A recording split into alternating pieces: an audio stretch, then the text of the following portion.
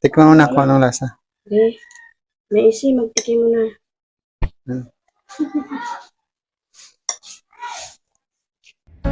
Alam mong muntikan ng sumuko ang puso ko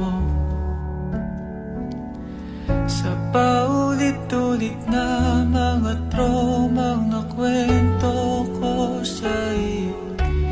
Ngunit sabi mo hindi delikado, ba't ngayon umiiyak na naman ako? At ramdam ko na parang mas malala ang bawat hapting na gumagapos sa aking kamay.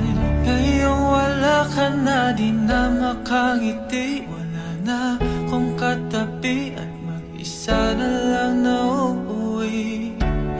Di na maghahanap